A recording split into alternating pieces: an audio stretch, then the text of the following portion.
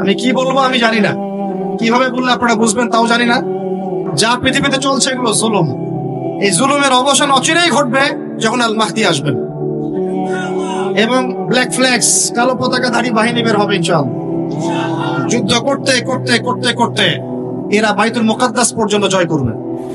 আসবে, আল্লাহর বাহিনী আসবে। যখন আসবে আপনারা এমনি বুঝতে পারবেন ইনশাআল্লাহ। ঠিক আছে? আর আমরা আমাদের পরবর্তী প্রজন্মকে বোঝাবো, জানাবো যে ইনশাআল্লাহ অচিরেই সেই বাইতুল মুকাদ্দাস আমাদের হতে যাচ্ছে ইনশাআল্লাহ।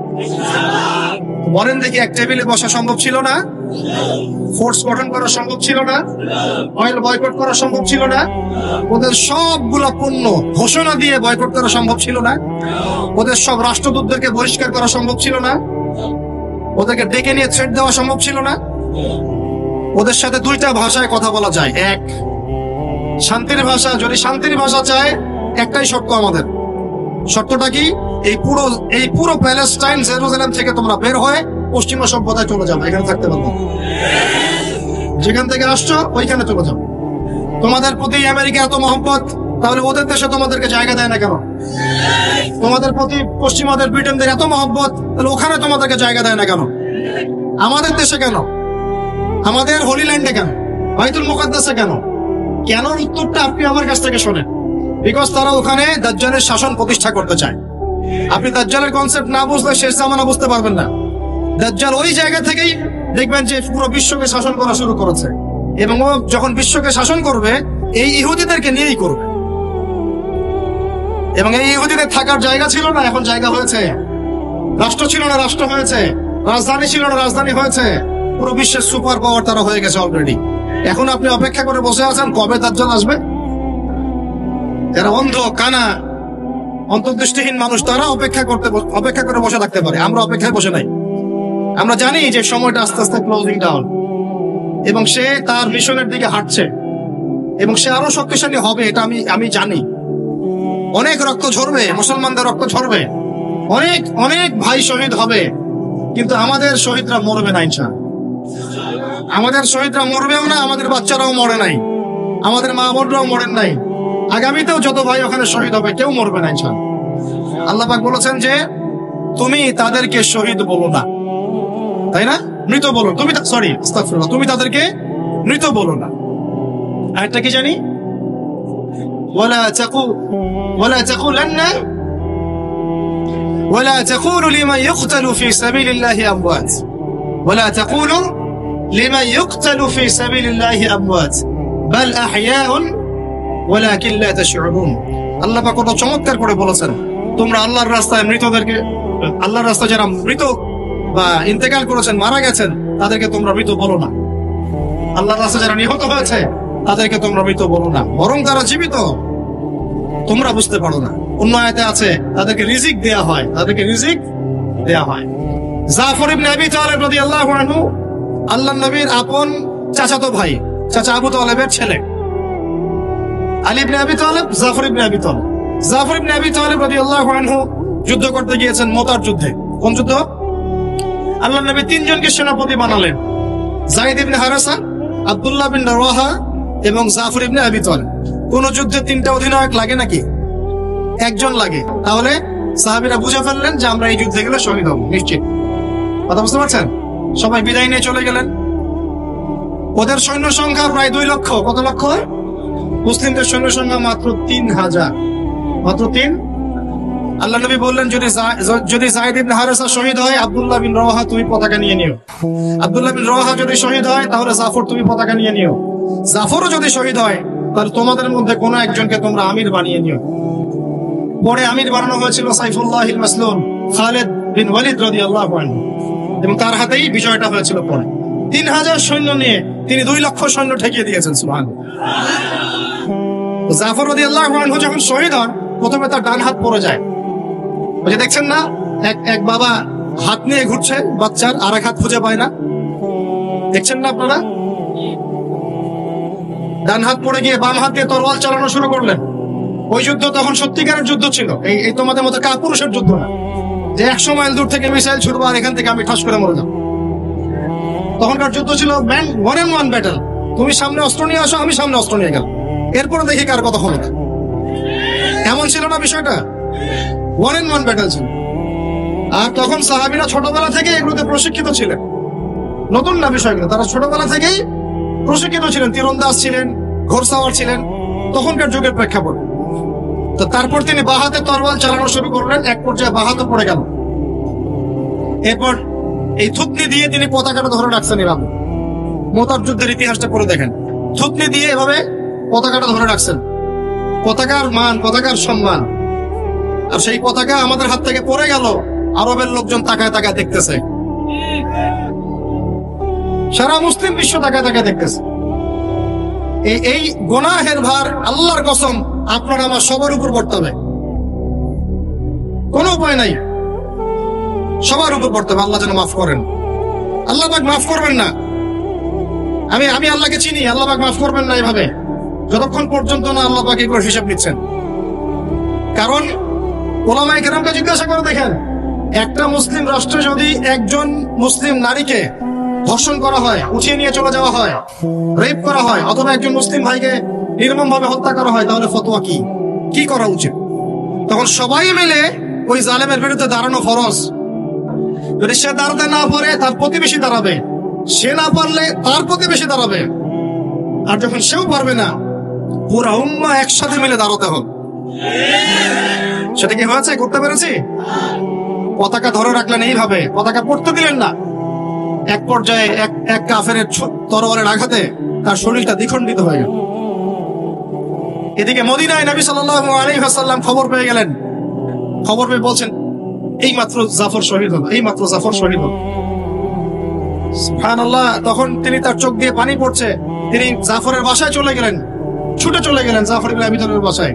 তার ছোট ছোট বাচ্চা ছিল। আপনার আমার বাচ্চা নাই? ছোট ছোট বাচ্চা, তাদেরকে বুকে জড়িয়ে কান্নাকাটি করছেন। সাহাবীরা বলছেন, ইয়া রাসূলুল্লাহ, আপনি আল্লাহর রাসূল হয়ে কান্নাকাটি করছেন? নবীজি বলেন, এটা আল্লাহর রহমত, এটা আল্লাহর রহমত। যে কাঁদতে পারে না তার মন তো পাষাণ। জাফর শহীদ হয়ে গিয়েছে।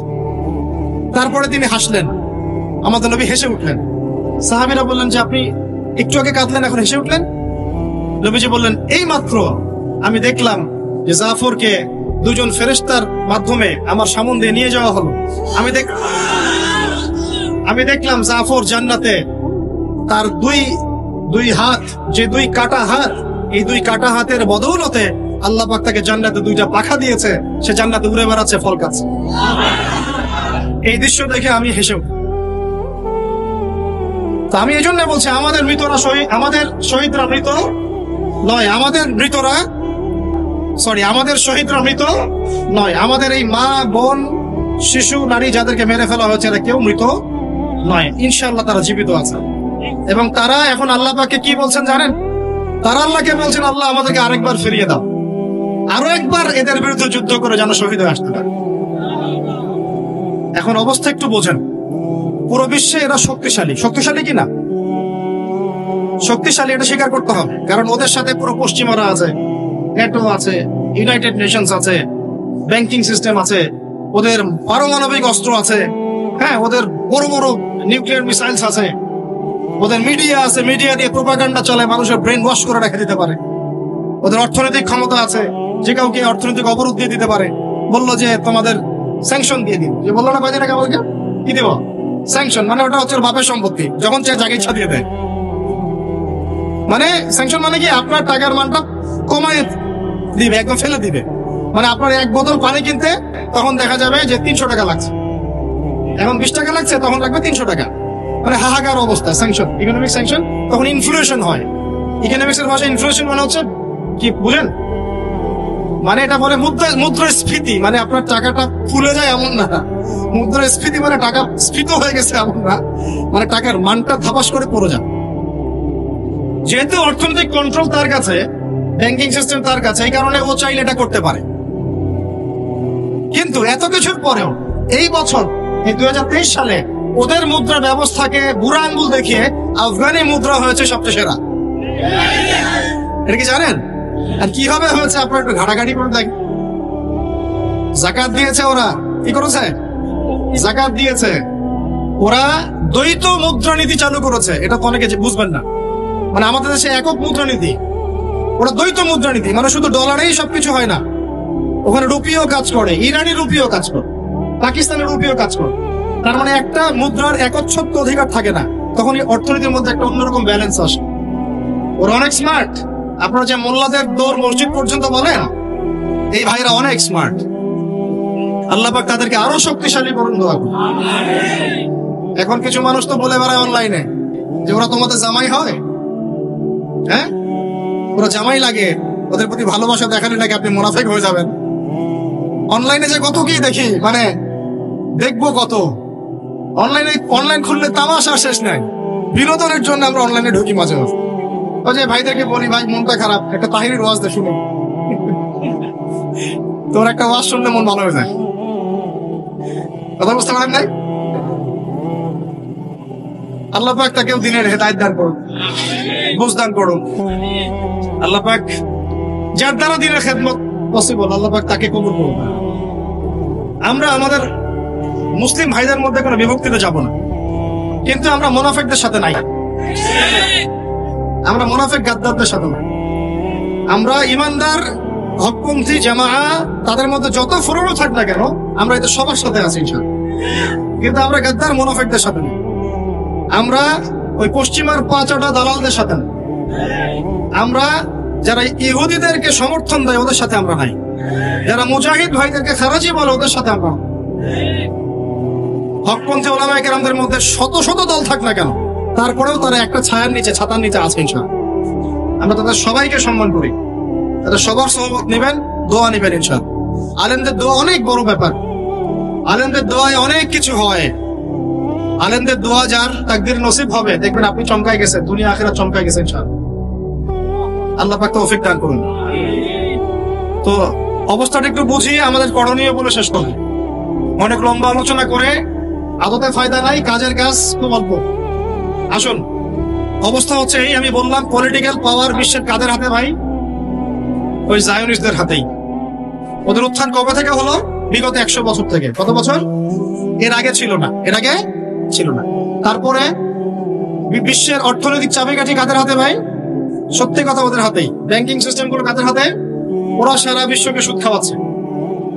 বিশ্বের মিডিয়া প্রযুক্তিগুলো কাদের নিয়ন্ত্রণে? হ্যাঁ, ওদের হাতে। এই যে আপনারা বাচ্চাদেরকে একটা চ্যানেল দেখেন না, ডিজনি, মনে আছে ডিজনি? এটাও পর্যন্ত ওদের কাছে। আপনি বিনোদন দেখবেন, ফক্স, একটা ফক্স মিডিয়া, এটাও ওদের। বিবিসি, সিএনএন ওদের, নিউ ইয়র্ক টাইম ওদের। কি কোনটা বলবেন আপনি? একটা একটা করে বলেন, আমি সবগুলোর নাম বলে দিচ্ছি। একটা একটা করে সেকশন বলেন। অর্থনৈতিক ক্ষেত্রে যান, IMF, world bank, federal reserve ওদের। মিডিয়াতে যান ওদের। এই যে ইউটিউব কাদের? ওদের। ফেসবুক ওদের। ফেসবুকে দাওয়াতি কাজ করা মানে হচ্ছে এই যে কি বলবো, কুমিরের জলাশয়ে নেমে ওর সাথে যুদ্ধ করার মতো। এটা হচ্ছে কুমিরের জলাশয়, ওখানে নেমে তারই সাথে যুদ্ধ করতেছে, এটার নাম ফেসবুক। আর এখানে দিনের পরিপূর্ণ জ্ঞান তো আপনি পাবেনই না। এখানে আপনি বিচরণ করলে মাথাটা বিক্ষিপ্ত হয়ে যাবে। খালি দেখবেন অমুক যা বললো তমুকের বিরুদ্ধে, আর তমুক যা বললো অমুকের বিরুদ্ধে। আর মাশাআল্লাহ আমাদের কিছু ইউটিউবারও আছে, এটাতে হিতাহিত জ্ঞান নাই, মানে ইসলামের বেসিক নলেজও নাই। মানে কমন সেন্স যে কোনটা কন্টেন্ট দেয়া যাবে, কোনটা দেওয়া যাবে না, উম্মার এই অবস্থায় আমার কি প্রচার করা উচিত আর কি প্রচার করা উচিত না, এইটুকু সেন্স নাই। এখন সারা বিশ্ব থেকে একটা আওয়াজে ওঠা উচিত ছিল যে আমাদের জমি আমরা ফেরত চাই, এবং আমরা এই ইহুদিবাদের পতন চাই। আমরা ফিলিস্তিনি মুসলিম, নির্যাতিত মুসলিম ভাই বোনদের পাশে আছি। আমরা জালেমের বিরুদ্ধে আমাদের অবস্থান স্পষ্ট করতে চাই। একটা আওয়াজ ওঠা উচিত ছিল। এখনো আপনি ইউটিউব, ফেসবুকে ঢুকে দেখেন, চুলকি মাসালা নিয়ে মানুষ ঝগড়া করতেছে। কমন সেন্সও নাই যে কখন কি বলতে হবে, কখন কোন দাওয়াত দিতে হবে। আর মাশাআল্লাহ ইস্যু পাগল কিছু মানুষ আছে, এই ফেসবুক স্ক্রল করবে, ওইখানে যা দেখলাম এই হইলো, আর অমুক দিন দেখলাম সেই হইলো, আর অমুককে দেখলাম সেই বললো, আর তমুককে দেখলাম সেই বললো। এইগুলাই ওয়াজ করতে থাকে। ওয়াজের কোনো টপিকই নাই। আর মূল জায়গাটা থেকে আপনাকে সরাই ডালপালায় ব্যস্ত করে রাখবে। মূল জায়গা থেকে আপনাকে সরাই দিয়ে ডালপালায় ব্যস্ত করে রাখবে।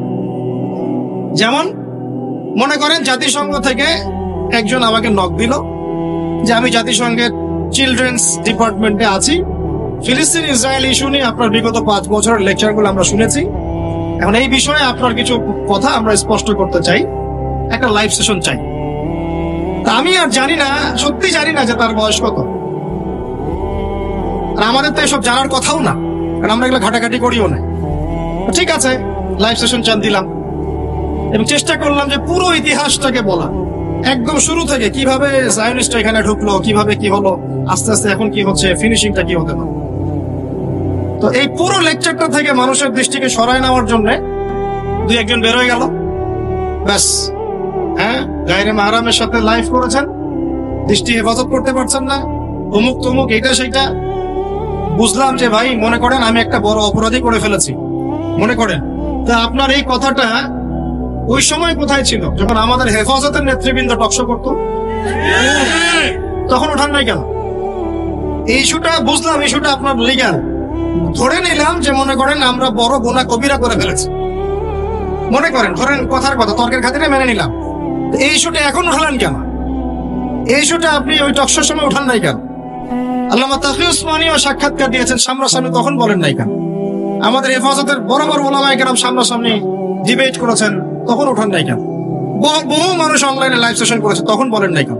তার মানে সমস্যাটা আপনার ইস্যুকে নিয়ে না, সমস্যাটা আপনার আবু তোহা আদনানকে নিয়ে। তো এতে করে কি হলো, মূল যে আলোচনাটা ছিল এখান থেকে কিছু মানুষের দৃষ্টি সরে গেল। আপনি আর প্যালেস্টাইন ইসরায়েল ওই ইস্যুটার দিকে ফোকাস না করে, আর ভাই আপনার ইমান এতই দুর্বল, 10 বছরের 12 বছরের একটা মেয়ে দেখে সিডিউস হয়ে যান, কথা মাইন্ড করেন না। এত দুর্বল হলে কেমনে হবে? রাস্তাঘাটে চলাফেরা করেন, বাজারে ঘাট করেন, এটা করেন, সব সময় তো মেয়েদেরকে দেখতেই আসেন আপনি। এটা কি তালেবান রাষ্ট্র সব মেয়ে বোরকা পরে করে? আর সে বলছে যে, একজন বলছে যে এটা ফিতনা ছড়াতে পারে, আমার বলছে আমি যদি ফিতনার শিকার নাও হই, মেয়েটা আমাকে দেখে ফিতনার শিকার হতে পারে। তো তাই যদি হবে, তাহলে আপনি যে অনলাইনে ওয়াজ করেন, আপনার চেহারা তো মাশাআল্লাহ অনেক সুন্দর, তা আপনার চেহারা দেখেও তো বহু দিনই বোন ফিতনায় পড়তে পারে। তো অনলাইনে আপনি ওয়াজ করা বাদ দিয়ে দেন। মানে কেন রে ভাই, এত হিংসা কেন রে? এত হিংসা কেন? এত পরশ্রীকাতরতা কেন? আপনি বিশ্বাস করেন, কারো সমালোচনা করে বা কাউকে জোর করে ছোট করে অন্যের সম্মান বাড়ে না। সম্মান দেওয়ার মালিক আল্লাহ, মানুষের মনের মধ্যে কবুলিয়াত দেওয়ার মালিক আল্লাহ। এসব ইস্যু সৃষ্টি করে আর এইসব ঝামেলা করে কারো সম্মান কেউ নষ্ট করতে পারে না। যার যার তাকওয়া, যার যার পরহেজগারিতা, যার যার কবুলিয়াত আল্লাহর কাছে। আল্লাহ পাক আমাদেরকে বোঝার তৌফিক দান করুন। ইস্যু পাগল হয়েন না, মূল জায়গায় থাকেন। মূল জায়গা কি ভাই?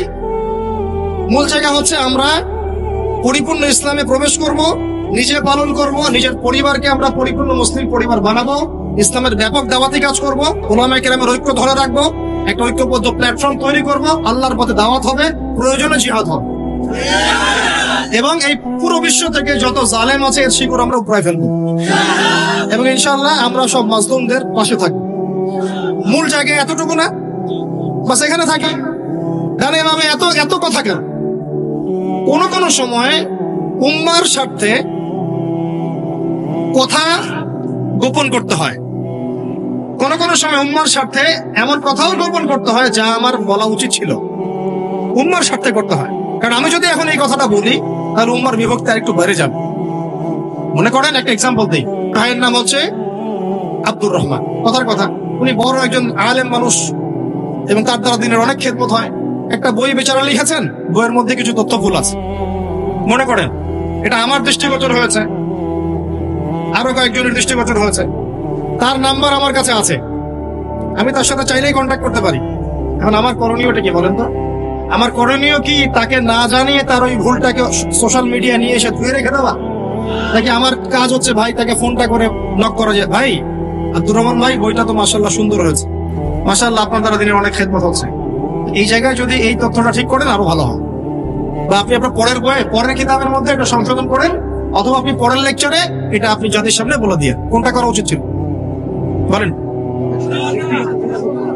সমালোচনার সুস্থ সংস্কৃতি নেই আমাদের মধ্যে, সমালোচনার সুস্থ সংস্কৃতিও নেই আমাদের মধ্যে। মনে করেন আমাদের এখানে একজন রাজনৈতিক নেত্রী আছেন বা নেতা আছেন, কাজ করছেন অনেক ভালো, ভালো কাজের প্রশংসা করতে হবে কিনা? এখন কিছু খারাপ কাজ করে ফেলেছেন মনে করেন, এখন আপনার প্রথম কাজটা কি? সরাসরি তাকে একদম ফেসবুকে নিয়ে এসে ওয়াশিং মেশিনের মধ্যে ধুয়ে রেখে দেন, হ্যাঁ? নাকি আপনি তার সাথে দেখা করবেন, সাক্ষাৎ করবেন বা কথা বলবেন, বা তাকে দাওয়াতটা পৌঁছাবেন যে ভাই এইটা মনে হয় এভাবে করলে ভালো হতো, জনগণ আপনার এই কথায় কষ্ট পাচ্ছে বা আপনার এই কাজে জনগণ আপনার বিরুদ্ধে চলে যেতে পারে? কোনটা উচিত ছিল? জাতিগতভাবে আমরা এই ভদ্রতা, আদব, কায়দা, বিহেভিয়ার শিখি নাই। আর এর পিছনে শুধু এক শ্রেণীর দাড়িটুপিওয়ালা মানুষ দায়ী নয়, এই মিডিয়া গুলো দায়ী আছে। শুধু এই কারণে আপনাদেরকে বলি যে ভাই অফিসিয়াল মিডিয়া বাদ দিয়ে অন্য মিডিয়া গুলো নিয়ে নিন। এদের কাছে আমি এত ভয় পাই, মানে দুনিয়ার বুকে আমি ইহুদিদের চেয়ে ওদেরকে বেশি ভয়, সিরিয়াসলি বলতেছি। কারণ মানে আমি যে সাফার করেছি, এই সাফারিংস মানে আপনি চিন্তাই করতে পারবেন না এদের কারণে। একদিন সিরাতের একটা দার্স দিচ্ছিলাম, সেখানে আপনি ভাই বাংলা বাজারে যান, বাংলা বাজারে আছে না বাইতুল মোকাররমে বাংলা বাজার ইসলামিক টাওয়ার, বইয়ের লাইব্রেরি গুলো আছে না, আপনি 50টা সিরাতের বই কিনেন। কয়টা? 50টা সিরাত বা রাসূলের জীবনী সাল্লাল্লাহু আলাইহি ওয়াসাল্লামের জীবনী কিনেন। কয়টা কিনবেন? এই 50টা বইয়ের মধ্যে মিনিমাম 40টা বইয়ের মধ্যে আপনি পাবেন কি পাবেন? লেখকরা লিখেছেন যে রাসূল সাল্লাল্লাহু আলাইহি ওয়াসাল্লামের উপর যখন প্রথম ওহী এসেছে তখন তিনি ঘাবড়ে গিয়েছেন। খাদিজা রাদিয়াল্লাহু আনহার কাছে গিয়ে বলেছেন, আমাকে চাল দিয়ে আপনি তো করুন, ওয়াকাদ খাশিতু আলা নাফসি, আমার ভয় লাগছে। তিনি সান্ত্বনা দিলেন, আপনার কোনো ভয় নাই, আপনি এতিমের দেখাশোনা করেন, বিধবার পাশে থাকেন, মাজলুমের পাশে থাকেন, ইনশাআল্লাহ আল্লাহ আপনার কোনো ক্ষতি করবেন না। তিনি রেস্ট নিলেন। রেস্ট নিতে নিতে তার কাছে ওহী আসা কয়েকদিনের জন্য বন্ধ হয়ে গেল। যে বন্ধ হয়ে গেছে তিনি খুব পেরেশান যে ওহী একবার আসলো, জিবরাইল আলাইহিস সালাম একদিন আসলেন, আর আসেন না কেন? কি হলো? 5টা আয়াত নাজিল হয়ে সব থেমে গেল, আসছেন না কেন? কি সমস্যা?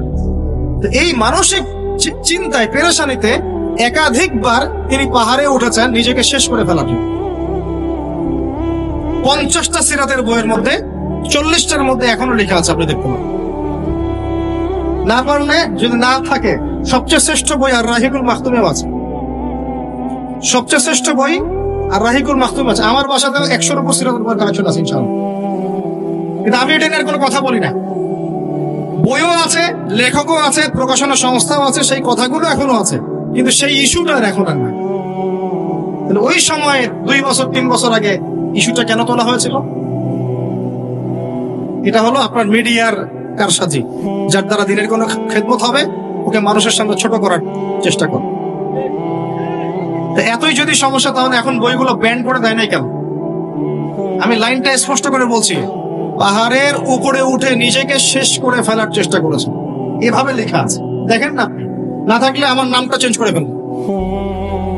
তাহলে আমি বলছি এই ইহুদিদের চেয়ে আমি এদেরকে বেশি ভয় করি। তিলকে তাল বানায় ফেলতে পারে, তিলকে পুরো তাল বানায় ফেলতে পারে, তখন মানুষ ওইটা নিয়ে সারা দেশ তোলপাড়। একদিন এক্সাম্পল দিচ্ছি, কোরআন হাতে নিয়ে রায়হান আছে নাকি এখানে? হ্যাঁ আসস তো তুই। ও বেচারা কি করছে? ও বোঝে নাই, ও তো ছোট ছেলে মানুষ, ও বোঝে নাই। ওই থাম্বলাইন দেওয়ার সময় এটা বাম হাত হয়ে গেছে। এটা কি হয়ে গেছে? এর বাপরে বাপ, যে ধোলাইটা করলো আমাকে, ওয়াশিং মেশিনে ঢুকে একদম ধুয়ে সাফ করে দেন মিডিয়া। আর ডক্টর জাকির নায়েক স্যার আমাকে বলেছিলেন, এই সাক্ষাতে বলেছিলেন যে নিজের গন্তব্যে অটল থাকবা, নিজের গন্তব্যে অটল থাকতে হবে একজন দায়ীকে। আশেপাশে অনেকে অনেক কথা বলবে, কোনো কথা কানও দেওয়া যাবে, এবং তুমি যদি এগুলোর অ্যান্সার প্রতি উত্তর দিতে যাও তোমার গন্তব্য থেকে সরে যাও। এই জন্য কোনো কথা বলিনি, কিন্তু হেভি ধোয়া ধুইল একদম, গালি গালা সেটা। তারপরে তো বোঝা গেল যে আসলে একটা ডানহাতে ছিল, কিন্তু তখন যারা ধুয়েছিল আমাকে ওয়াশিং মেশিন এর মধ্যে, তারা কিন্তু আমাকে সরি বলেন। এখন কিয়ামতের মাঠে যখন এরা উঠবে বা আমরা উঠবো, ওদের আমল নামা থেকে গীবতের নেকি দেওয়া লাগবে না? এই ঋণটা আপনি কেমন করে শোধ করবেন? এটা তো মানুষের সাথে জড়িত হক। আরেকদিন নামাজের একদিন উহুদের তো এটা বাদ দেন। একজন শহীদ সাহাবীর মাকবারা থেকে যদি কেউ কোনো ঘ্রাণ পায়, মনে করেন আল্লামা তারেক জামিল হুজুর গিয়েছেন মুআজ বিন জাবাল রাদিয়াল্লাহু আনহু কবরের সামনে, আপনি গিয়েছেন মনে করেন, এরকম অনেক মানুষই পেয়েছে। আপনি গিয়েছেন এমন একজন সাহাবীর কবরের সামনে যেখানে আপনি কিছু একটা ঘ্রাণ পাচ্ছেন, আপনি পাচ্ছেন, হয়তো আর 10 জন পাচ্ছে না, এই 5 জন পাচ্ছে, ওই 10 জন পাচ্ছে না, হতে পারে কি না? আল্লাহ পাকের কুদরত কারিশমা নাই? যে পাচ্ছে বলেই যে সে জান্নাতি, এমনও তো না। ব্যাপারটা কেমন না? ইমাম বুখারী রাহিমাহুল্লাহ ইন্তেকাল করেছেন, যখন তাকে দাফন করার পরে এত সুঘ্রাণ ছড়িয়েছে, মানুষ মাটি হাতে করে নিয়ে বাসায় আসতো, মিসকাম্বরের ঘ্রাণ বেরোচ্ছে কবর থেকে।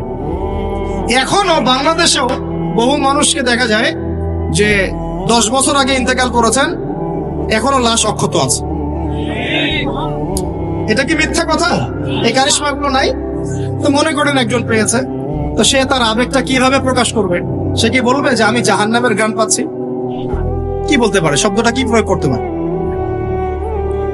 ওরে বাপরে বাপ, এটা নিয়ে যে শুরু করলো এক শ্রেণীর লামাজাবি, বেশিরভাগই লামাজাবি ছিল তারা মাযহাব মানে না, বাট শাইখ মানে অবশ্য।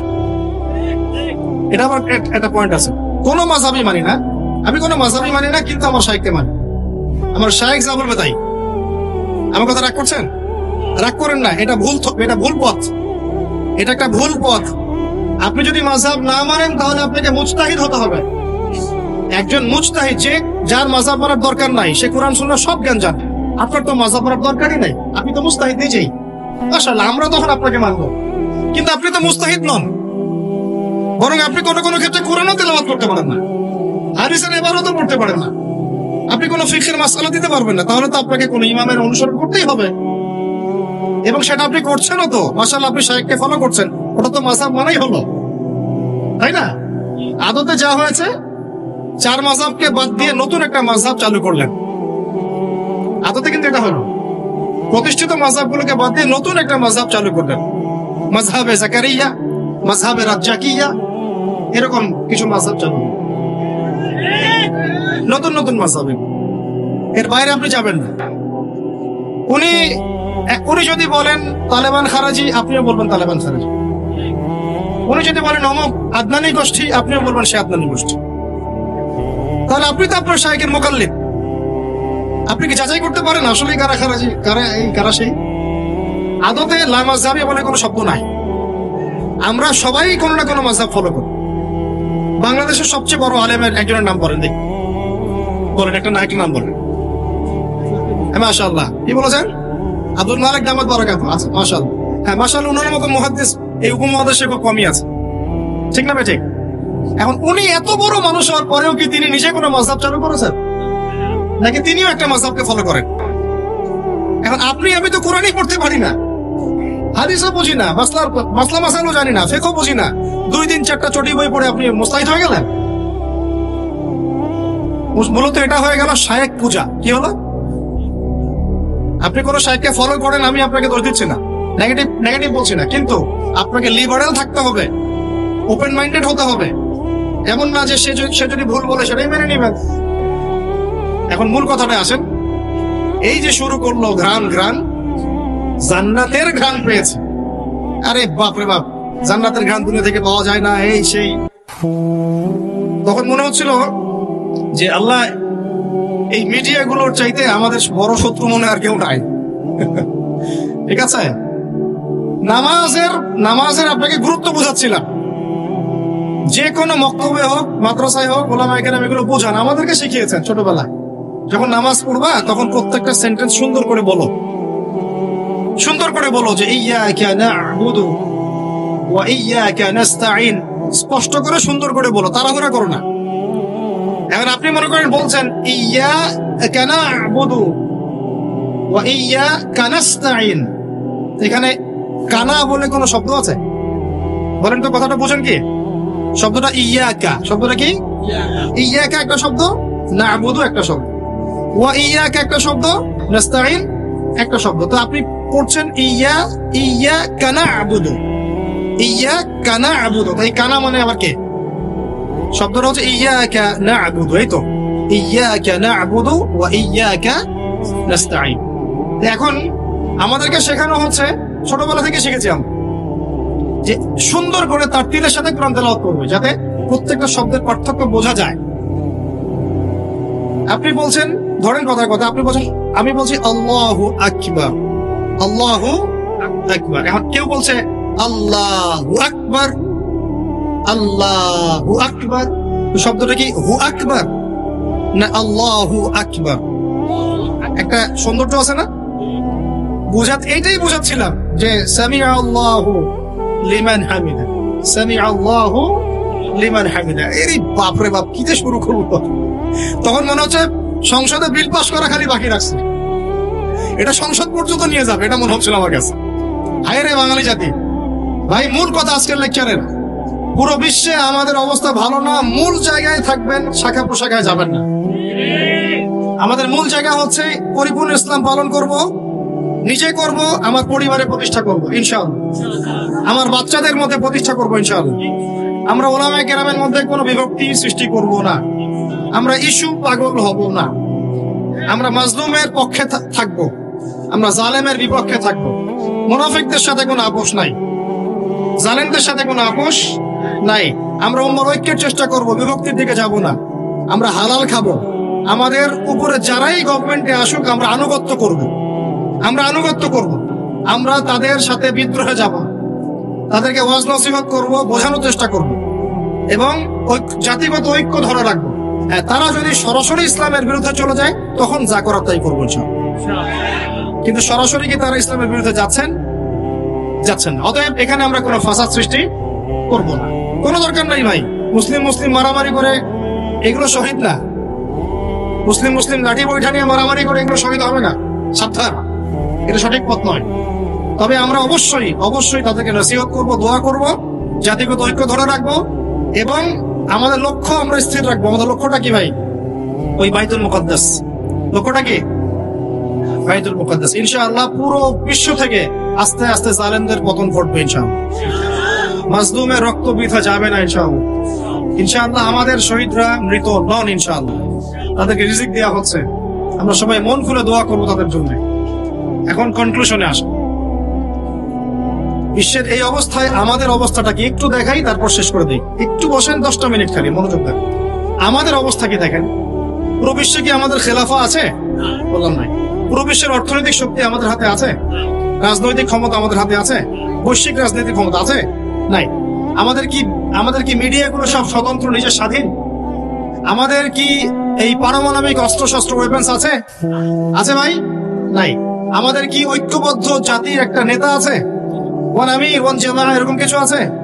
নাই। এখন এই অবস্থায় আমরা যদি আমাদের অবস্থানকে উন্নত করতে চাই, বিশৃঙ্খলা করে না, একটু বসেন, জাস্ট 5টা মিনিট বসেন, শেষ করে দিচ্ছি। একটু পরে দোয়া হবে, তারপরে আমরা যাবো। এই অবস্থায় আমরা কি চাই? আগে আমাকে বলেন, আমরা কি চাই যে আমাদের অবস্থা আগের মতো হোক? আগের মতো বলতে রাসূলের যুগের মতো, সাহাবীদের যুগের মতো আমরা কি চাই আমাদের অবস্থা আবার সেরকম হোক? তাহলে ভাই, সর্বপ্রথম আমাদের সবাইকে ইলম অর্জন করতে হবে। রাজি আছে কিনা? পড়াশোনা করতে রাজি আছে কিনা? ইনশাআল্লাহ। সবাই কোরআন তেলাওয়াত শিখবো ইনশাআল্লাহ। রাজি আছে কিনা? সবাই কোরআনের অর্থ পড়বো। রাজি আছে কিনা? প্রতিদিন কমপক্ষে 5টা করে হাদিস পড়বো। রাজি আছে কিনা? বাংলাদেশের বরেণ্য উলামায়ে কেরামদের সাথে সোহবতে থাকবো। রাজি আছে কিনা? আমরা সবাই হালাল খাবো ইনশাআল্লাহ। রাজি আছে কিনা? হারাম থেকে দূরে থাকবো। রাজি আছে কিনা? আমাদের পরিবারে আমরা বেপরদামি ঢুকতে দিব না। রাজি আছি? আমাদের সন্তানদেরকে মানুষ করবো। রাজি আছি? আমরা আমাদের এই সমাজের মধ্যে মানব সৃষ্ট কোনো ফাসাদ সৃষ্টি করবো না। রাজি আছি ইনশাআল্লাহ? আমরা মুসলিম উম্মার নির্যাতিত ভাই বোনদের জন্য দোয়া করবো। রাজি আছি কিনা? তাদের জন্য আল্লাহর দরবারে কান্নাকাটি করবো। রাজি আছি কিনা? আমরা উম্মার মাঝে কোনো বিভক্তি সৃষ্টি করবো না। রাজি আছে কিনা? আমরা সবাই মিলে দ্বীনের দাওয়াতি কাজ করবো। রাজি আছে কিনা? আমরা সবাই মিলে প্রয়োজনে আল্লাহর দ্বীনের জন্য জিহাদ করবো। রাজি আছে কিনা? আল্লাহ পাক আমাদের সবাইকে যেন কবুল করেন, আমিন। শেষ কথা শুনে রাখেন, এই জুলুম চিরস্থায়ী হবে না। ওরা ঢুকেছে কেন? উত্তর, ওরা ঢুকেছে ওরা দাজ্জালের জন্য রাষ্ট্র কায়েম করতে চায়, সেটা তারা করে ফেলেছে। দাজ্জাল আসবে কখন আসবে? উত্তর শোনেন, দাজ্জাল আসবে ইমামুল মাহদির আগমনের পরে। ভালো করে বোঝেন, এই অংশটা খুব ভালো করে বোঝেন। দাজ্জাল আসবে ইমামুল মাহদির আগমনের পরে। সে এখন কোথায় আছে? মঙ্গল গ্রহে? এই দুনিয়াতে। কোথায় আছে? এই দুনিয়াতে। সে কি করবে? সে ইহুদিদেরকে নিয়ে বিশ্ব শাসন করবে। তাদেরকে নিয়ে। এখন সেই ইহুদিরা কি বিশ্ব শাসন করছে না করছে না? সহযোগিতা নিয়েই হোক আর একাই হোক, করছে না করছে না? অচিরেই সে আর সহযোগিতাও নিবে না, সে একাই করবে। কারণ সে দাজ্জালের জন্য তার মঞ্চ প্রস্তুত করছে। কেন সেই কাজটা করতে চায়? কারণ তারা মনে করে সে দাজ্জাল নয়, তারা মনে করে সে দাজ্জাল নয়, তারা মনে করে সে দাজ্জাল নয়, সে তাদের মাসিহ বা ত্রাণকর্তা। আমার কথা কি বুঝতে পারছেন? ওরা মনে করে না যে সে দাজ্জাল, ওরা মনে করে সে তাদের মাসিহ, প্রতিশ্রুত ত্রাণকর্তা, যে আসলে পরে তারা বিশ্ব শাসন করবে বলে তাওরাতে লেখা আছে।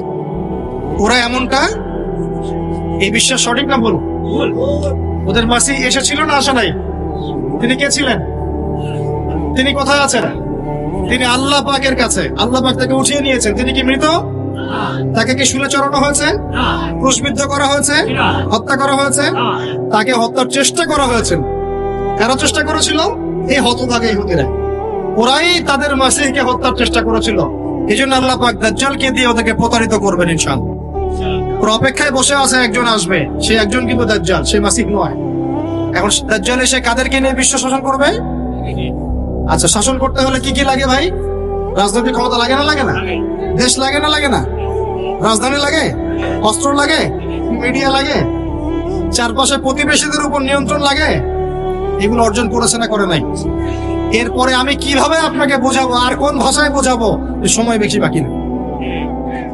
এরপরেও যে ব্যক্তি বুঝতে পারছে না, আমি বিনয়ের সাথে বলবো আপনি আপনার অন্তরের চিকিৎসা করেন। অন্তরের চিকিৎসার জন্য হকপন্থী উলামায়ে কেরামের কাছে গিয়ে মারিফত অর্জন করেন।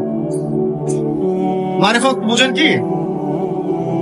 এই যে আমরা ইসলাম প্র্যাকটিস করি যেগুলো, এগুলোর মধ্যে অনেক সময় মারিফত থাকে না। এটা তাসকিয়া, আত্মশুদ্ধি, ইহসান, এগুলো আল্লাহওয়ালা মানুষের সহপথে গিয়ে অর্জিত হয়। এমন আল্লাহওয়ালা মানুষ আছেন বাংলার মাটিতে, যাদের কাছে গেলে আপনার আত্মশুদ্ধি অর্জন হবে, মনের মধ্যে নূর আসবে, তাসকিয়া আসবে, এবং আপনার অন্তর্দৃষ্টি প্রখর হবে। আপনি বুঝতে পারবেন যে হ্যাঁ আসলে কি হচ্ছে। সবাই কি সব দেখতে পারে না? ওই যে মুসা আর খিদির আলাইহিস সালাম, মুসা কি বলছিলেন? নৌকা কেন ফুটা করলেন? বাচ্চা কেন হত্যা করলেন? তাই না? মনে আছে? দেওয়াল কেন নির্মাণ করলেন? নবী হয়েও বুঝতে পারছেন না তিনি কেন। বিকজ তার কাছে ওই বাসির আল্লাহ পাক তখন দেন নাই, যা তিনি খিজিরকে দিয়েছেন। আর খিজির আলাইহিস সালাম বলছেন বাচ্চা হত্যা না করলে বড় হয়ে কাফের হবে। ওই যে গণজাগরণ মঞ্চে যাবে আর কি। কথা বুঝতে পারছেন না?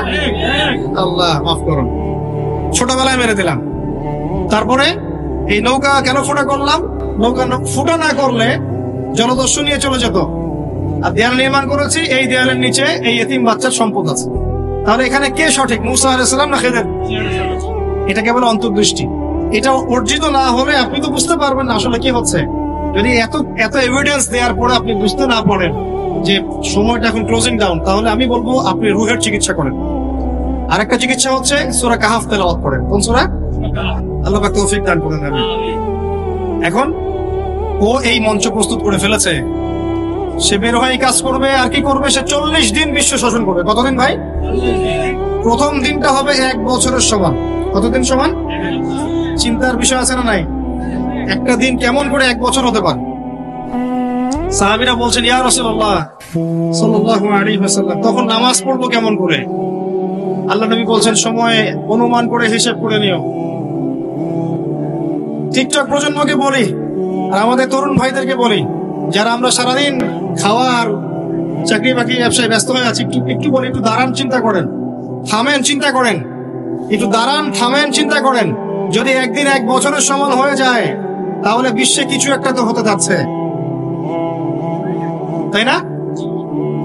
অথবা এর কোনো রূপক অর্থ আছে যেটা আমরা জানি না, আল্লাহ ভালো জানেন। তারপরের দিনটা হবে 1 মাসের সমান। যদি বিশ্বে বড় কিছু হয় তাহলে তো আর্নিক গতি থেমে যাবে। তখন কি হবে? আমরা তো বিল্ডিং বানানোর প্রতিযোগিতায় ব্যস্ত।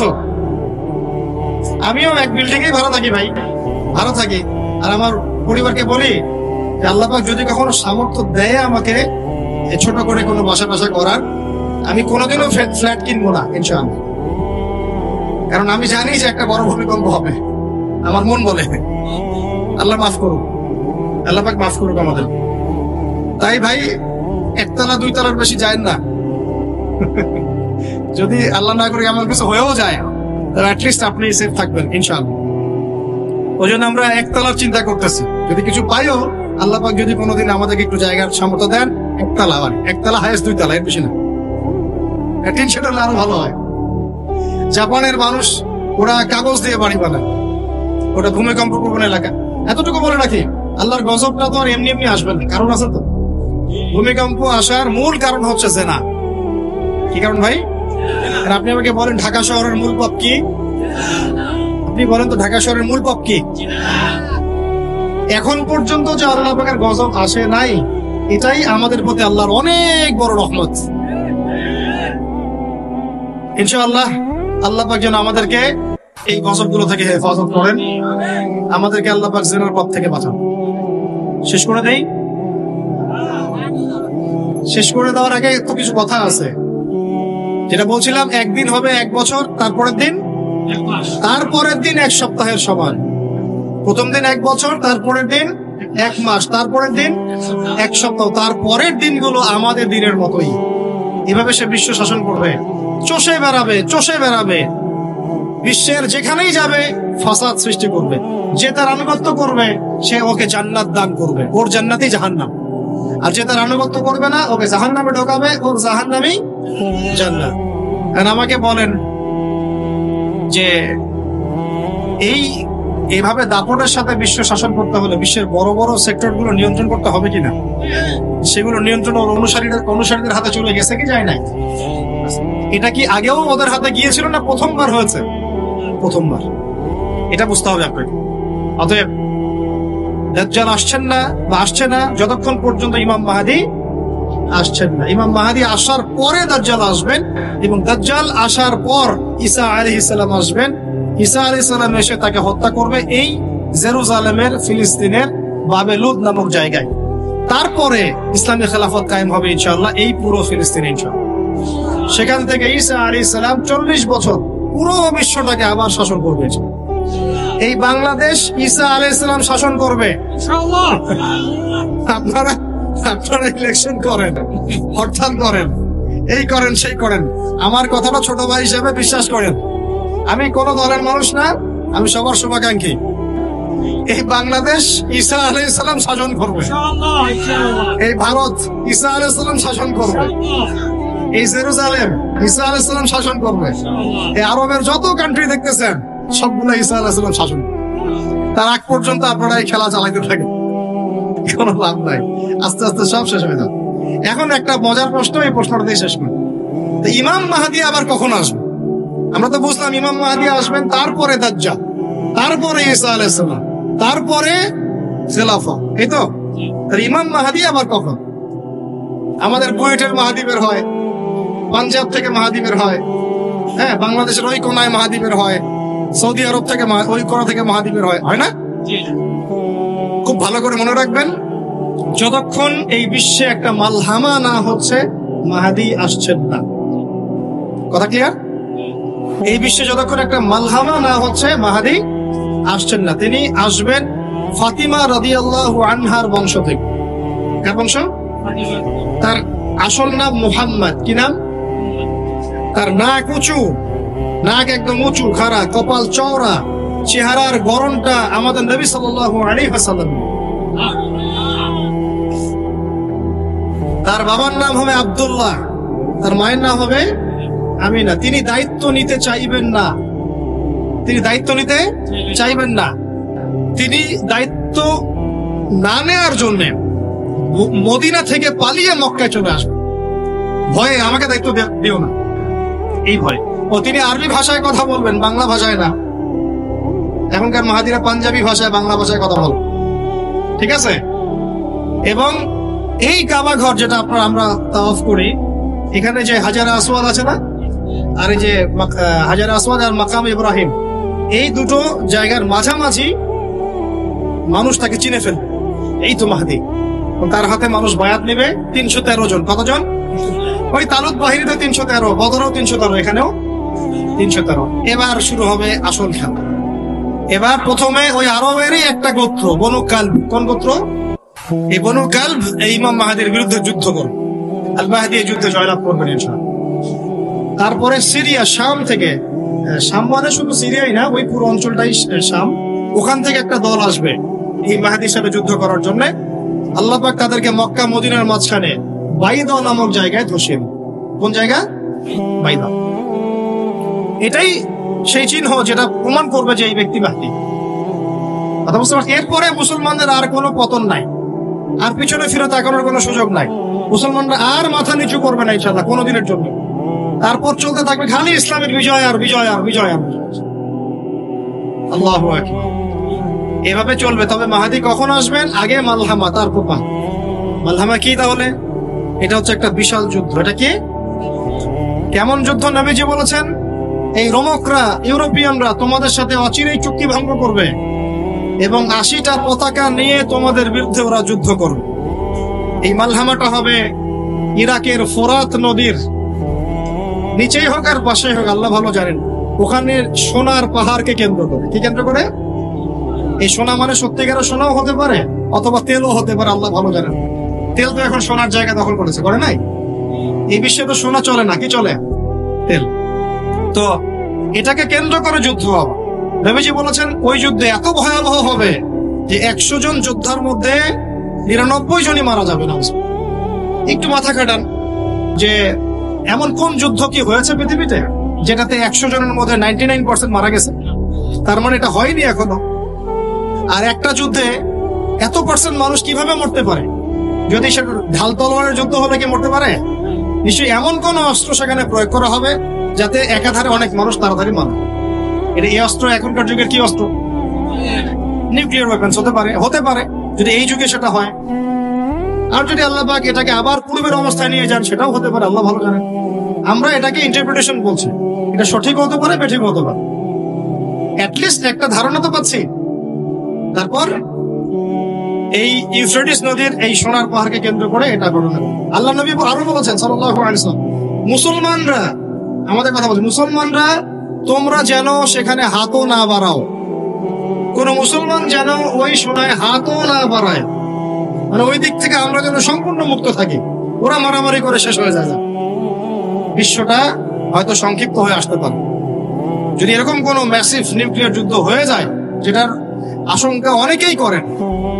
মিলিটারি অ্যাফেয়ার্স যারা করেন তারা করেন, পলিটিক্স যারা করেন তারা করেন। এবং এই জায়নিস্টরা চাচ্ছে, এই জায়নিস্টরা খুব করে চাচ্ছে বিশ্বে এমন একটা যুদ্ধ লাগুক। একবার ইউক্রেন রাশিয়ার ইস্যু তুলে দেয়, একবার সিরিয়ার ইস্যু তুলে দেয়, একবার আফগান ইস্যু তুলে দেয়, একবার ইরাকে ইস্যু তুলে দেয়, একবার প্রথম বিশ্ব যুদ্ধ লাগায়, একবার দ্বিতীয়টা লাগায়। ওরা খুব করে চাচ্ছে যেন আরো একটা লাগে। এবার যদি লাগে তাহলে এটা কনভেনশনাল যুদ্ধ হবে না, এটা দেখবেন একটা নিউক্লিয়ার যুদ্ধ হয়ে গেছে। সেটা হয়ে গেলে ওয়ার্ল্ডের আয়তন আর এমন থাকবে কিনা আল্লাহ ভালো জানে। এগুলো ভাবতে হবে, আমাদের করণীয় ফিক্স করতে হবে। তবে করণীয় আমি কই করেছি, যদি কিয়ামত হতে আর একদিনও বাকি থাকে, করণীয় এগুলোই থাকবে, চেঞ্জ হবে না, তাই না? কিয়ামত হতে যদি একদিনও বাকি থাকে, তাহলেও আমাদের কাজ ইলম অর্জন, আমল করা, পরিবার ঠিক করা, হালাল খাওয়া, বেশি বেশি তাসবিয়া, দাওয়াত ও জিহাদ। আর কোন আমল আছে আমাদের? এগুলোই কাজ। এগুলো হচ্ছে বিশ্বের ভবিষ্যৎ। আল্লাহ রাব্বুল আলামিন আমাদের সবাইকে এই বিষয়গুলোর জন্য প্রস্তুত থাকার তৌফিক দান করুন। ইসলামের বিজয় অপেক্ষা করছে। এখন যেটা দেখছেন, এর জন্য আমাদের করণীয় কি কি ছিল, এই কয়েকটা পয়েন্ট বলে আমরা শেষ করে দিচ্ছি। আমরা সবাই মিলে একটা টেবিলে বসতে পারতাম, যেটা আমরা পারি নাই। আমরা সবাই মিলে একটা রেজলিউশন পাস করে একটা বাহিনী গঠন করতে পারতাম। আমরা ওদের সাথে অয়েল বয়কট করতে পারতাম। আমরা ওদের সাথে বাণিজ্য বন্ধ করতে পারতাম। ওদের রাষ্ট্রদূতদেরকে বহিষ্কার করতে পারতাম। আমরা ওদেরকে 2টা শর্ত দিতাম। এক, তোমরা এই হলি ল্যান্ড ছেড়ে চলে যাবা, যেখান থেকে রাষ্ট্র ওখানে ফেরত যাবা, অথবা পুরো মুসলিম উম্মাহ সম্মিলিত ভাবে একজন সৈন্য বাকি থাকা পর্যন্ত তোমাদের সাথে আমরা যুদ্ধ চালায় যাবো ইনশাআল্লাহ। এই 2টা অপশন ছাড়া ওদের সাথে কথা বলার কোনো ভাষা নাই। যারা হাসপাতালে বোম মারতে পারে, যারা একদিনে 600টা বাচ্চাকে, নিরীহ বাচ্চাকে বোম মেরে হত্যা করতে পারে, ওদের সাথে নেগোসিয়েশন, শান্তি চুক্তির কোনো কথাই করতে পারে না। ওদের সাথে একটাই ভাষা চালু থাকতে পারে, অস্ত্রের ভাষা, যুদ্ধের ভাষা। এবং সেটা আমরা না করলেও ফিলিস্তিনিরা করবে।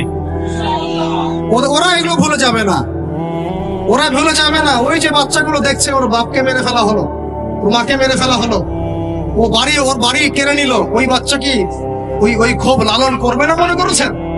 ওই বাচ্চার বয়স যখন 18 বছর 20 বছর হবে ইনশাল্লাহ ও দেখবেন দেইফের মতো সেনাবাহিনীর কমান্ডার হয়ে গেছে ইনশাল্লাহ। আপনি কেন ওদেরকে একতরফা ভাবে দোষ দিবেন কেন? বিগত প্রায় 70 বছর থেকে ওদেরকে পিটাচ্ছেন আপনারা। একটা জাতিকে যখন আপনি মারতে থাকবেন শেষমেশ তারা কি করবে জানেন? স্যার সলিমুল্লাহ তিনি বলছিলেন, তাকে চিনেন না? অনেক বড় একজন বুদ্ধিজীবী, তিনি বলছিলেন একটা পর্যায়ে গিয়ে মানুষ সুইসাইড নীতি গ্রহণ করে। সুইসাইড নীতি মানে এই জায়গায় আমরা বসবাস করছি, আপনারা এসে মারতেই আছেন, শেষমেশ গিয়ে এই যে গুটি কয়েক মানুষ বেঁচে আছে এর একটা নীতি অবলম্বন করে, আরে ভাই এমনি তো মার খাচ্ছি, অতএব একটু আক্রমণ করে মরলে সমস্যা নেই। ওরা শুধু ওই নীতি অবলম্বন করেছে। এখানে আপনি বিশ্বের কেউ ওদেরকে দোষ দিতে পারবে না। যে ওদেরকে সন্ত্রাসী বলবে সে বড় সন্ত্রাসী। পৃথিবীতে ওদের চেয়ে বড়, পৃথিবীতে এই রাষ্ট্রটার মতো বড় কোনো সন্ত্রাসী রাষ্ট্র নাই। পৃথিবীতে এই রাষ্ট্রটার মতো বড় কোনো সন্ত্রাসী রাষ্ট্র নাই। আমার কথা একদম খোলামেলা ক্লিয়ার। এবং যে ওদের সাথে বন্ধুত্ব করেছে ওদের মতো মুনাফিক কোন মুসলিম রাষ্ট্র হতে পারে। আল্লাহ পাক আমাদেরকে বোঝার তৌফিক দান করুন। ওদের উপর অনেক চাপ এই মুসলমানদের উপরে। আপনি বন্ধ করে রেখেছেন, ত্রাণ যাচ্ছে না, পানি নাই, বিদ্যুৎ নাই, কিছুই নাই। কিছু মানুষ বলতে পারে তাহলে ওরা আগ্রাসী না হলে তো এই অবস্থাটা হতো না। কি সুন্দর যুক্তি একটা, তাই না? খুব সুন্দর লাগলো শুনতে। হ্যাঁ তাই তো ওরা যদি কিছু না করতো তাহলে তো ওরা আক্রমণ করতো না। আমি তো বলেছি এই বেচারাদের, এই হতভাগাদের না ইমানের তেজ আছে আর না ইতিহাসের কোনো জ্ঞান আছে। ওদেরকে আপনি ইতিহাস পড়তে দেন 1914 থেকে নিয়ে এই হামাসের কথাই বলেন আর এই যে ইন্তেফাদা গুলোর কথাই বলেন, এগুলো কত সালে শুরু হয়েছে বলেন তো দেখি? সব 48-এর পরে শুরু হয়েছে। 48-এ, 63-তে, পরে 88-তে, 92-এ, এই 74-এ, এদিকে এসে এর আগে যে 1914 থেকে 18 থেকে নিয়ে শুরু করে এই 48 সাল পর্যন্ত ওরা পুরা ফিলিস্তিনিদেরকে মেরে কেটে বের করে লক্ষ লক্ষকে হত্যা করলো, মা বোনের ইজ্জত নিল, জায়গা দখল করলো। 56% জায়গা তখনই দখল করে দিয়েছে। তখন এরা কোথায় ছিল? এই মানবিক সাহিত্য তখন এরা কোথায় ছিল? তো তখন কেন এদের উপর হামলা হল? এরা হচ্ছে এক চোখে অন্ধ দাজ্জাল। আমি বলি না দাজ্জাল মানে শুধু বাইরের চোখে অন্ধ না, মনের চোখটাও অন্ধ। এক চোখ দিয়ে দেখে সবকিছু। এখন কিছু প্রতিবাদ করছে বলে আপনি ওদেরকে বলছেন প্রতিবাদ যতবারই করেছে একটু করে ল্যান্ড হারিয়েছে। সুবহানাল্লাহ, খুব ভালো কথা। তো এমনি তো বসে থাকলেই ল্যান্ড হারাচ্ছে, তাহলে প্রতিবাদ করবে না কেন? একটা এক্সাম্পল দিয়ে শেষ করে দিই। মনে করেন 1971-এ আছি আমরা, এখন কত সালে? এখন মাশাআল্লাহ আমাদের নাপাক স্থান, আপনারা তো পাক মনে করেন।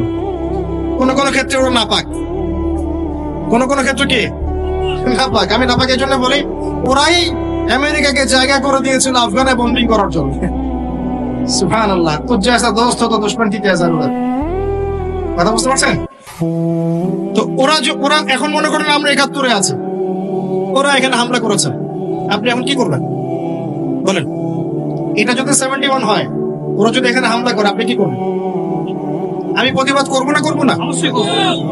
আমার অস্ত্র নাই, লাঠি ছোটা আছে, কি করবেন? লাঠি ছোটা নিয়ে নামবেন না?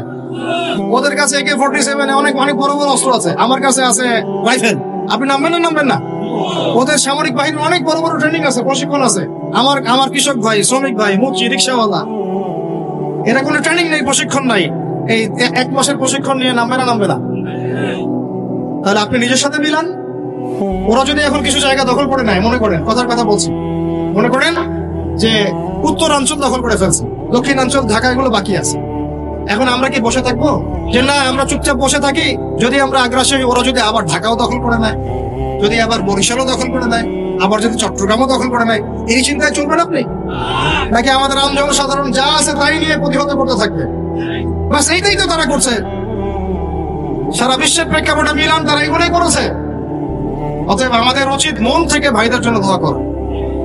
কিছু করতে পারছি না আমরা, মন থেকে ভাইদের জন্য দোয়া করা, আমাদের বোনদের ইজ্জতের হেফাজতের জন্য দোয়া করা। আমাদের এই ছোট ছোট বাচ্চা যারা জান্নাতের পাখি হয়ে গেল, আমরা ইনশাআল্লাহ তাদের সাথে জান্নাতে দেখা করবো ইনশাআল্লাহ।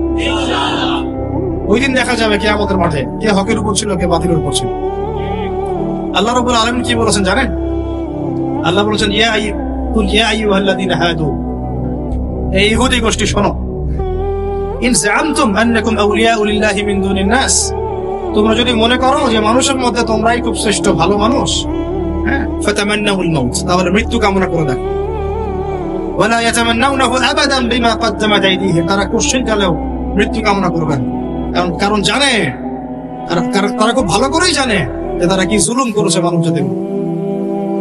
আর আমাদের উপর করণীয় আল্লাহ পাক কি বলেছেন জানেন? শেষ করে দেই দুটো আয়াত দিয়ে খালি। আমাদের উপর করণীয় আল্লাহ পাক বলেছেন, ইয়া আইয়ুহাল্লাযীনা আমানু, ভালো করে শুনেন শেষে, হে মুমিনগণ, হে মুমিনগণ, মা লাকুম, তোমাদের কি হয়েছে, মা লাকুম ইযা ক্বিলা লাকুম ইনফিরু ফি সাবিলিল্লাহি সাকালতুম ইলাল আরদ, যখন তোমাদেরকে বলা হচ্ছে তোমরা আল্লাহর রাস্তায় বের হও, আল্লাহর পথে বের হও, মানে মাজলুমদেরকে সাহায্য করো, আল্লাহর পথে জিহাদে যাও, কি হয়েছে তোমাদের, জমিন আঁকড়ে ধরে বসে আছো? এটা আমাদের জন্য এখন প্রযোজ্য না, কারণ আমরা ওখানে যেতে পারবো না, কিন্তু ওর আশপাশে যারা আছে ওরা পারে না, ওরা পারবে না এটা করতে? পাশের আরব কান্ট্রি গুলো পারে না? যেসব মুসলিম কান্ট্রিতে বড় বড় ওয়েপন্স আছে, পারমাণবিক অস্ত্র, ওরা পারে না? আমরা না হয় পারি না। মা লাকুম, তোমাদের কি হয়েছে, ইযা ক্বিলা লাকুম ইনফিরু ফি সাবিলিল্লাহ ইসসাকালতুম ইলাল আরদ, আল্লাহ বলেন আরাদিতুম বিল হায়াতিদ দুনিয়া মিনাল আখিরাহ, তোমরা কি এই দুনিয়ার জীবনটাকে পেয়ে আখিরাতকে ভুলে সন্তুষ্ট হয়ে গেলে? ওয়া মা মাতাউল হায়াতিদ দুনিয়া মিনাল আখিরাতি ইল্লা কলিল, আর এই দুনিয়ার জীবন আখিরাতের তুলনায় খুবই নগণ্য। ইল্লা তানফিরুন, আল্লাহ আরো বলছেন, ওয়ার্ন করছেন আল্লাহ পাক ওয়ার্ন করছেন, ইল্লা তানফিরুন, যাদের সামর্থ্য আছে তারা যদি ওদেরকে সাহায্য না করে, আল্লাহর পথে বের না হয়, জালেম থেকে প্রতিহত না করে, ইয়াস্তাবদিল কওমান গায়রাকুম, ইল্লা তানফিরু ইউআযযিবকুম আযাবান আলীমা ওয়া ইয়াস্তাবদিল কওমান গায়রাকুম, যাদের সামর্থ্য আছে ওরা যদি না করে, আল্লাহ পাক অচিরেই তাদের উপর ভয়াবহ আযাব নাযিল করবেন। ওরা প্রস্তুত থাকুক, যারা করছে না সামর্থ্য থাকা সত্ত্বেও। আর কি, ওয়াস্তাবদিল কওমান গায়রাকুম, তোমাদেরকে সরিয়ে দিয়ে আল্লাহ পাক নতুন একটা কওম নিয়ে আসবেন। আমি বলেছিলাম শুরুতে, অচিরে একটা কওম আসতে যাচ্ছে, যারা ইনশাআল্লাহ এটা করবে। এরা যদি নাও করে, অচিরে একটা কওম আসবে যারা এটা করবে। ইয়াস্তাবদিল কওমান গায়রাকুম, আল্লাহ মিথ্যা বলতে পারেন? এদেরকে আল্লাহ সরিয়ে দিবেন, দিয়ে দেখবেন নতুন কওম আল্লাহ দিয়ে আসছেন ইনশাআল্লাহ। অন্য আয়াতে আল্লাহ বলেছেন, সুম্মা লা ইয়াকুনু আমসালাকুম, সূরা মুহাম্মাদে আছে, ওরা তোমাদের মতো এরকম হতভাগা হবে। ইস্তাবদিল কওমান গায়রাকুম, সুবহানাল্লাহ। আল্লাহ পাক যেন আমাদেরকে সরিয়ে দিয়ে নতুন কওম নিয়ে আসার আগেই আমাদেরকে বুঝ দান করেন। আমরা শেষে দোয়া করি, আল্লাহ পাক আমাদের সবাইকে যেন পরিপূর্ণ রূপে ইসলামে প্রবেশ করার তৌফিক দান। এটাই সময়, নিজেকে চিনুন, নিজের শেকড় চিনুন, জানুন আমরা কারা, এটা বুঝুন।